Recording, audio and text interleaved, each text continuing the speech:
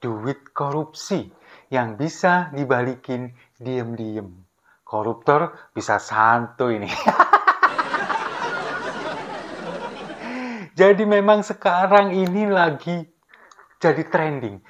Ungkapan atau pernyataan dari Presiden Prabowo yang kemudian mencoba untuk memaafkan para koruptor.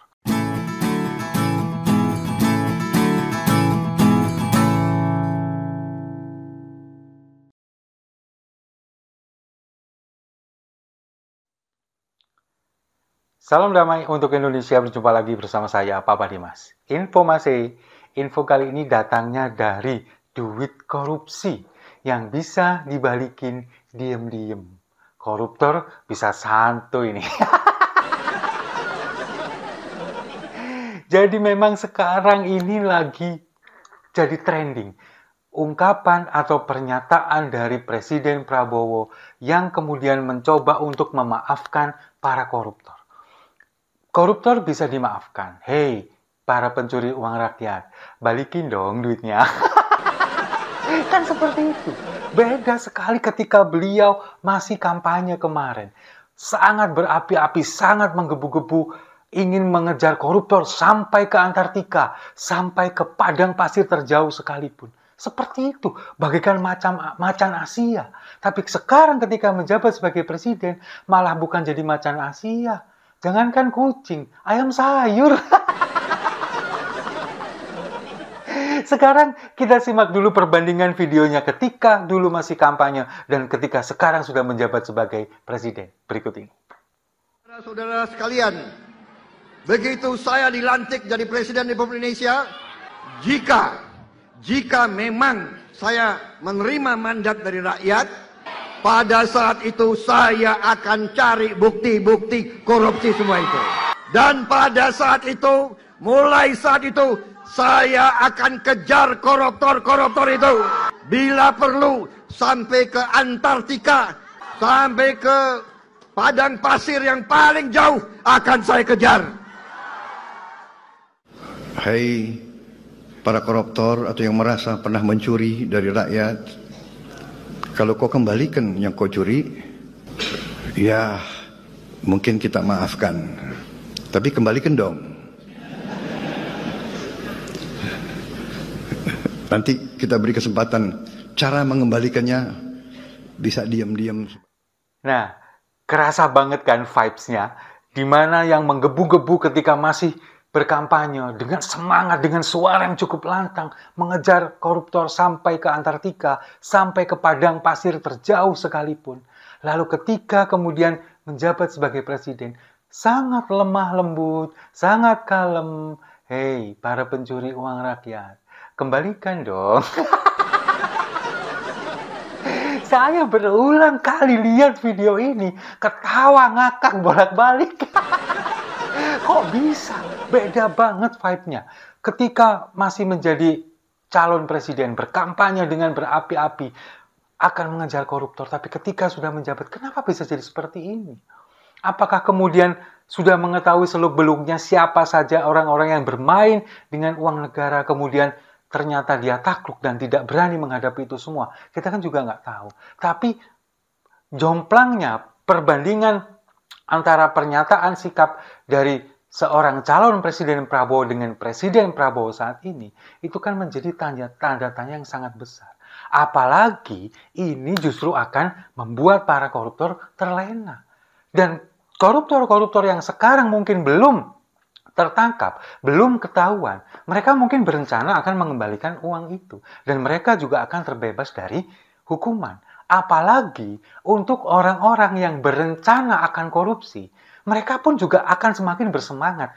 Santuy dong, mau diambil uangnya berapapun, berapa ratus miliar triliunan, yang penting nanti dikembalikan sesuai dengan jumlahnya, nggak akan jadi masalah, yang penting duitnya balik berapapun itu, kan gitu. Apalagi pernyataan dari Presiden Prabowo ini kemudian ditindaklanjuti, kemudian direspon dengan sangat serius oleh Yusril Iza Mahendra.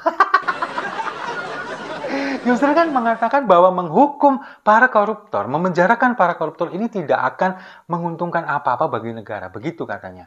Yang menguntungkan bagi negara adalah ketika uang ini kemudian dikembalikan kepada negara dan mereka bisa santuy, bisa bebas. Apalagi tadi pernyataan dari Presiden Prabowo mengatakan bahwa kita bisa maafkan, nanti kita ajari bagaimana cara mengembalikan uang diam-diam.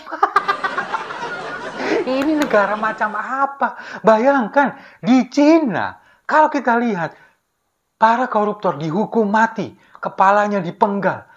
Lalu kemudian di Korea Utara, kalau kita bisa melihat, hukuman mati siap menghadapi para koruptor. Sementara di sini, koruptor akan dibebaskan. Asalkan dengan catatan mengembalikan uang yang sudah diambil. Nah, dengan seperti ini, para koruptor kan bisa lebih leluasa. Sekarang begini, bayangkan saja. Ketika seorang koruptor, dia mengambil uang negara, katakanlah 500 miliar, misalkan 500 miliar rupiah. Lalu kemudian, dia sudah punya ancang-ancang akan mengembalikan ini, tapi nanti dulu, uang ini harus diinvestasikan dulu.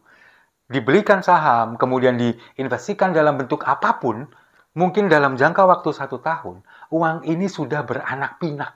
Mungkin bisa jadi berubah menjadi 2 kali lipat. Yang awalnya 500 miliar, dia kemudian uang ini bisa menjadi 1 triliun. Misalkan seperti itu. Lalu dalam jangka waktu 1 tahun, setelah dia menganak pinakan uang ini, uangnya dikembalikan kepada negara. 500 miliar. Dia masih untung 500 miliar kan? Meskipun dia dipenjara, katakanlah dia dipenjara karena melakukan korupsi, tapi tahanannya dipotong karena dia mengembalikan seluruh uang itu. Katakanlah dipenjara 6 bulan atau 1 tahun, atau paling lama 5 tahun lah misalkan, karena dia sudah mengembalikan uang. Tapi setelah dia keluar dari penjara 5 tahun, dia masih punya tabungan 500 miliar hasil investasi menggunakan uang negara itu. Apa nggak makmur tuh? Apa nggak kepingin yang lain yang kemudian sekarang masih berencana akan korupsi tapi takut dengan hukuman? Dengan janji yang seperti ini, para calon-calon koruptor ini mereka akan semakin semangat, akan semakin giat untuk melakukan korupsi dengan yang penting mengembalikan uang nanti bisa saya investasikan. Kan seperti itu. Mereka akan semakin semangat menyala untuk melakukan korupsi. Menyala abangku. Kan jadinya begitu. Nah, kalau misalkan negara ini diurus seperti ini, lalu bagaimana? Kita tidak lagi melihat bagaimana seorang Presiden Prabowo yang dulu semangat ketika masih berkampanye. Ketika dia dulu menjadi seorang anggota TNI, sangat tegas, kemudian berapi-api, apalagi kalau dia membahas masalah koruptor ketika kampanye kemarin. Sangat berapi-api. Tapi ketika sekarang sudah menghadapi kenyataan bahwa beliau sudah menjadi presiden, dan kalau bagi saya seperti melihat bahwa apa yang dilakukan oleh Pak Prabowo ini karena dia sudah mengetahui seluk-beluk dari lingkungan arus lalu lintas keuangan yang ada di pemerintahan, yang ada di negara, sehingga dia tahu sebetulnya uang ini pada kemana. Siapa yang menggunakan, siapa yang... Sepertinya begitu. Makanya kemudian sekarang melunak, karena tahu bahwa orang-orang ini kemungkinan mungkin juga ada orang-orang yang ada di sekelilingnya. Makanya kemudian melunak. Kalau kita lihat video tadi, kata-katanya sopan santun, berbeda sekali dengan ketika kampanye kemarin. Itu yang membuat kita menjadi miris.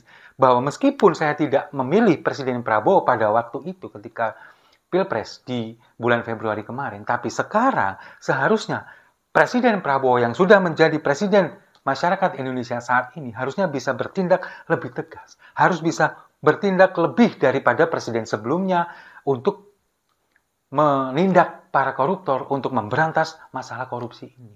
Tapi ya itulah, kalau misalkan memang ini benar-benar terjadi, ya pada akhirnya negara ini mungkin dengan diuntungkan, dengan uangnya dikembalikan negara bisa untung. Tapi yang lebih untung adalah para koruptor itu yang bisa membuat uang ini beranak pinak, kemudian mereka bisa meskipun keluar dari penjara masih bisa menikmati uang hasil korupsi mereka yang sudah diinvestasikan mungkin selama 1 tahun atau mungkin 2 tahun. Dan kita, masyarakat Indonesia yang kemudian melihat adegan seperti ini, ya kita cuma bisa melongo, kita cuma bisa tertawa, kemudian lama-lama kita akan menangis dan mati, apalagi ketika pajak kita kemudian PPN dinaikkan menjadi 12%. Nah, khusus untuk masalah pajak ini akan saya bahas di video selanjutnya. Yang penting sekarang kita minum dulu kopinya sama-sama.